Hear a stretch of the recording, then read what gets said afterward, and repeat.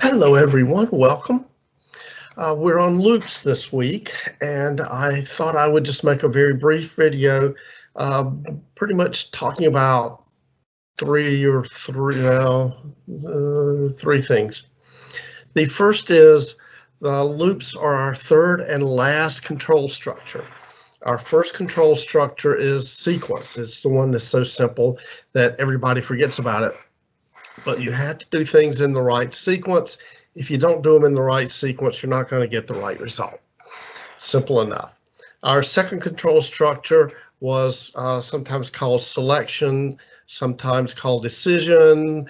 In Java, it turns out that we implement that with if statements. And our third control structure is the one we're on right now. And it's sometimes called repetition, sometimes other looping kinds of descriptions. And Java has three versions of it: the for loop, the while loop, and the do while loop. For and while are pre-test loops. The do while is a post-test loop. It turns out that you really only need one of them, and it doesn't matter which one you pick. In my experience in the industry, post-test loops, the do while, are just never used. So take that for whatever it's worth. And I thought I would talk about the correspondence between while loops and for loops, and then we'll do a little bit of a nesting program because lots of people get confused on the nesting. So let me share my screen. And it's this one. And over here on the left, I have a while loop. I'm setting up an integer starting at 0. And while it's less than 5, I'm going to execute some loop body. And then at the bottom of the loop body, I'll increment my integer, and that's my loop control. Over here on the right, I have a for loop, and I declare I outside this for loop. I'll talk about that in just a moment. And then I initialize I to 0, say why it's less than 5, increment it, and then I have the loop body. Now there is a correspondence here, mechanical correspondence, in that this declaration of I is the same as that declaration of I. This initialization of I is the same as that initialization of I. This condition for I less than 5 is the same as that condition for I is less than 5. And this update of I down here at the bottom of our loop body for the while is in fact executed at the bottom of the loop body for this for, and everything in here can be identical. So that is a mechanical transformation or mapping in the computer science terms. That's mechanical correspondence between the elements of any for loop and pretty much any while loop. So why don't we have both of them?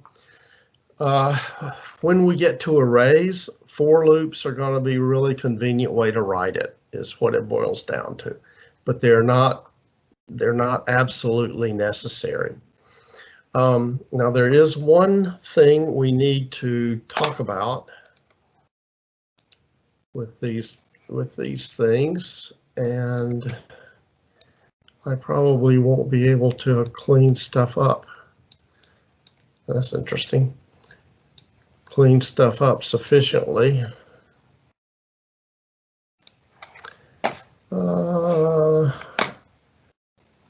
But I do want to get rid of. Oh, that's cool.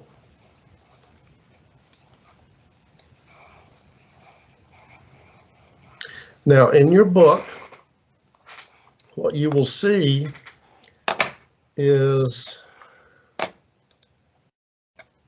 quite often the for loop index is not declared here.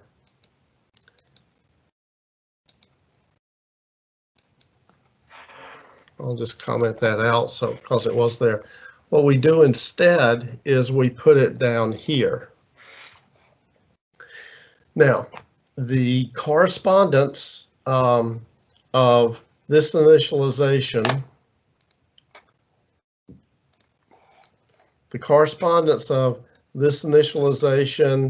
and that initialization, excuse me, and the conditions here, all that's exactly the same. The difference in doing it this way is the scope of I. We've not talked about this a whole lot yet. We will when we get to static methods, talk about it more. But I is a local variable to whatever method this is in, and the scope of a local variable is from the point of its declaration to the end of the block in which it is declared. And what scope means is where is a variable alive. So for instance, in this particular case, I is declared there, which is taken to be inside this for loop. And so it is, it lives between this body and this is the end of the block in which it is declared. So down here,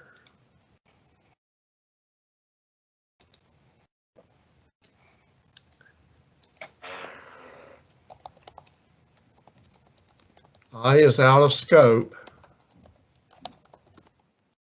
It doesn't exist.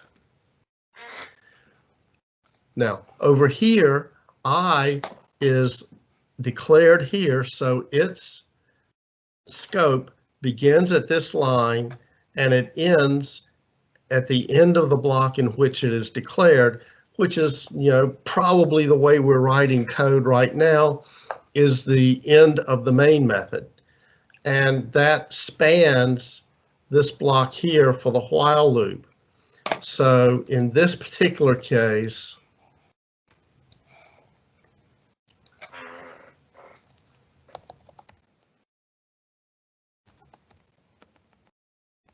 I is in scope and exists after this loop body is out, is finished. So with this one small exception, if you declare your index variable inside the for loop, there's mechanical transformation between any for loop and any while loop. So that's one thing I want you to understand.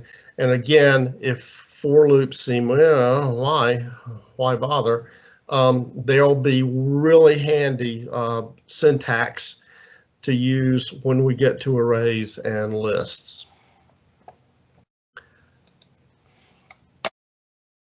Okay, now let's move on to a flashcard, multiplication flashcard program, and this is some starter code.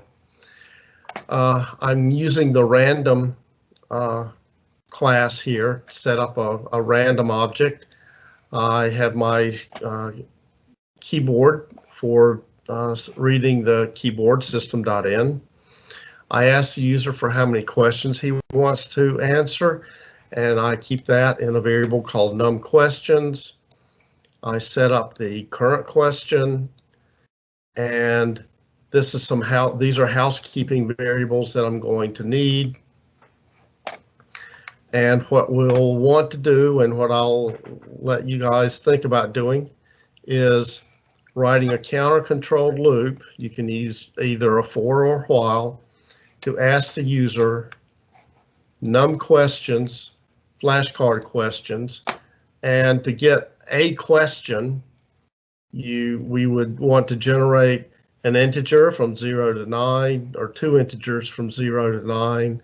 Ask the user, well, what is number 1 times number 2? Get his answer, and later on we'll probably want to count the number of wrong answers we get. So I want you guys to think about how to write this loop, either for or while, and then write an if statement, which is going to be nested inside this loop, right?